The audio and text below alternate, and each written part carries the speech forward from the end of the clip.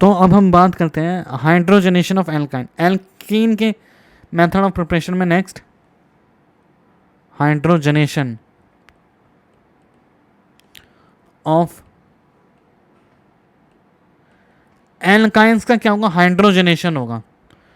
Alkyne का hydrogenation, तो alkyne का हाइड्रोजनेशन होगा तो एल्केन बनेगा। एल्कीन कहां से बनेगा, बट यहां पे होता है partial hydrogenation bye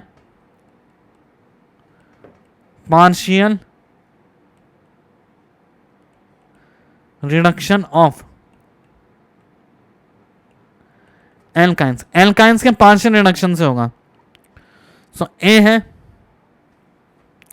bye catalytic hydrogenation of alkynes in presence of poisonous catalyst। ठीक है, पॉइजनस कैटलिस्ट की बात करते हैं जहां पे क्या होगा, सिन एडिशन ऑफ हाइड्रोजन।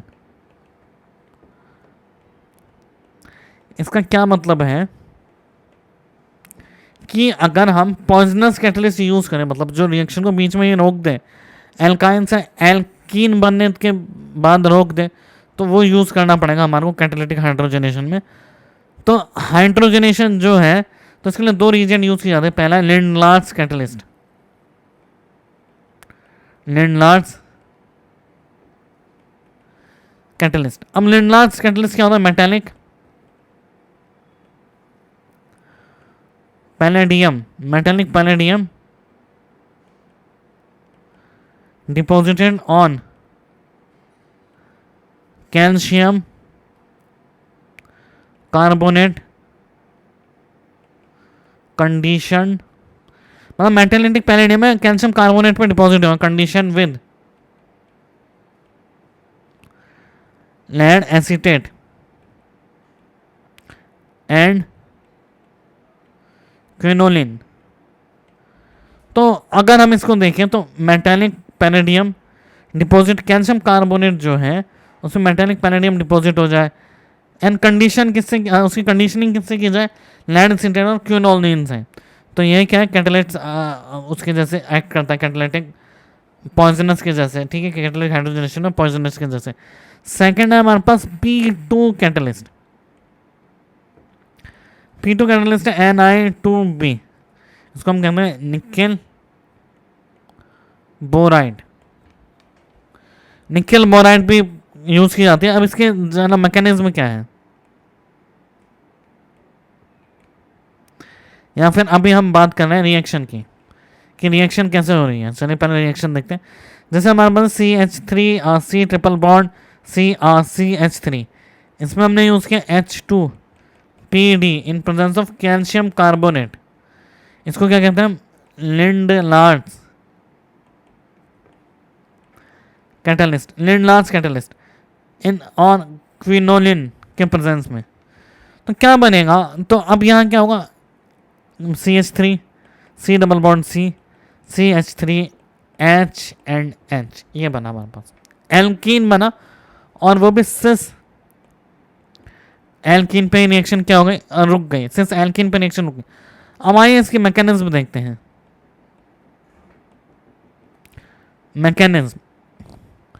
मैकेनिज्म की बात करें हम तो फिर क्या होगा, CH3 C triple bond C CH3, इसकी जो मेटल का सरफेस है, मेटल सरफेस है,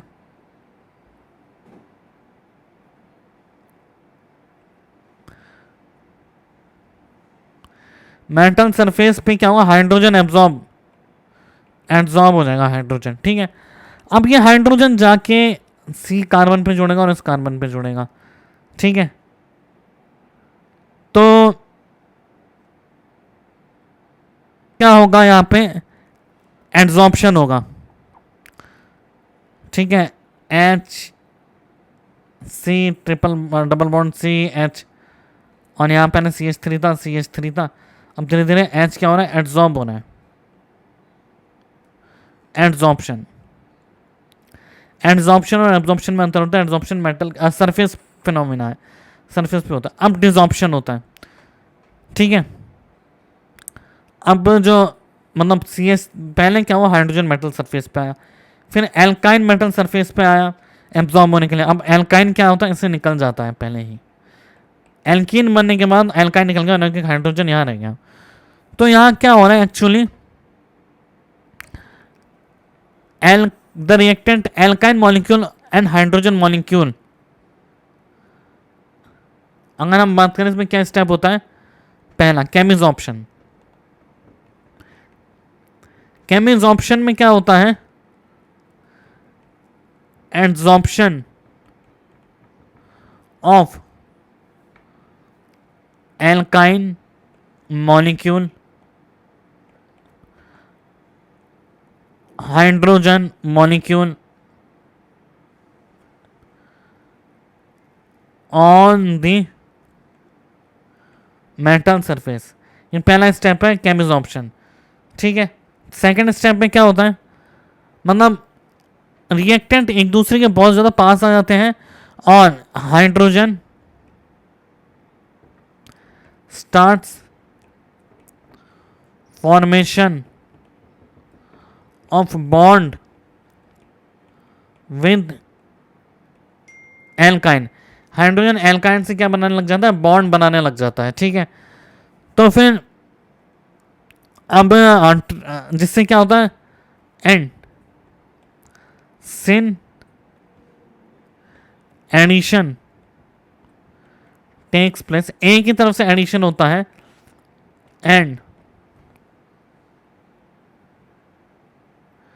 एंड प्रोडक्ट जो कि हमारा एल्कीन प्रोडक्ट जो है escapes away from the surface of catalyst. Product है ना, कैटलिस्ट के सरफेस से निकलने लग जाता है। अब क्या होगा, अब निकलने लगे वापस से एब्जॉर्प्शन हो सकता है, ठीक है।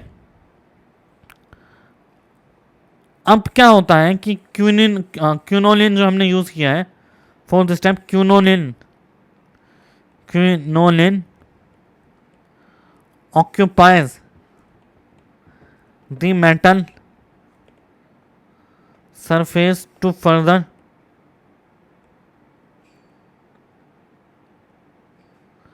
inhibiting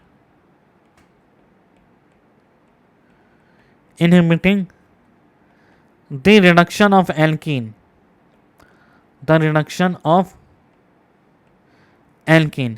तो अब क्या करता है कि मेटल सरफेस पे ऑक्यूपाई हो गया।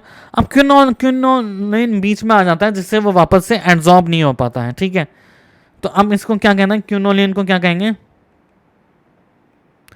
क्यूनोलिन को हम कहेंगे पॉइजन, ठीक है। सच एज अब पैलेडियम, जो हमने पैलेडियम में कैल्शियम कार्बोनेट यूज किया है ना, इसको भी हम क्या कहेंगे, डीएक्टिवेटिंग कैटलिस्ट और पॉइजन कैटलिस्ट। ये पॉइजन कैटलिस्ट है, डीएक्टिवेटिंग कैटलिस्ट है। इनसे क्या होती है, रिएक्शन आगे नहीं बढ़ पाती, क्योंकि ये जो मेटल का सरफेस है, जो हमने मेटल सरफेस देखा है, लैंड क्या हो जाता है, लैंड इसके ऊपर आ जाता है बीच में वापस से, या फिर क्यूनोलिन आ जाता है, ठीक है। ये बीच में आ गया, ठीक है। अब ये वापस से फर्दर रिडक्शन हो गया, एल्केन नहीं बना पाएगा, जैसे हमने हाइड्रोजनेशन ऑफ एल्केन में पढ़ा था। तो अब हम एक एग्जांपल देखें, जैसे इसी तरीके से अगर मैं एग्जांपल की बात करूं, सपोज हमारे पास एक क्वेश्चन है, CH2 C triple bond C CH3, इसकी रिएक्शन मैंने कराई H2NI2B, जिसको हम P2 कैटलिस्ट कहते हैं, और H2PD कैल्शियम कार्बोनेट, ठीक है। इसको हम क्या कहते हैं, सिन एडिशन। इससे क्या होगा, सिन एडिशन, तो क्या बन जाएगा, एल्कीन बन जाएगा CH3 CH2, ठीक है, H एंड H, ठीक है। तो ये क्या बन गया, ये लगभग 97% जो Z है Z, ये बन जाता है 90% Z बन जाता है, क्योंकि कुछ 3% जरूर 100% प्योर तो कोई रिएक्शन नहीं होती, तो 97% हमारे को क्या मिल रहा है, सिस या फिर जी, जो भी हमारा सिन एडिशन के थ्रू हमारे को प्रोडक्ट मिला है तो वो बन जाता है। तो इस तरीके से यहाँ हम लिंडलार्ड्स कैटलिस्ट का यूज करके एल्काइन से एल्कीन में कन्वर्ट किया जाता है, जिसमें लैड हमारा क्यूनोलिन के जैसे एक पॉइजन कैटलिस्ट है।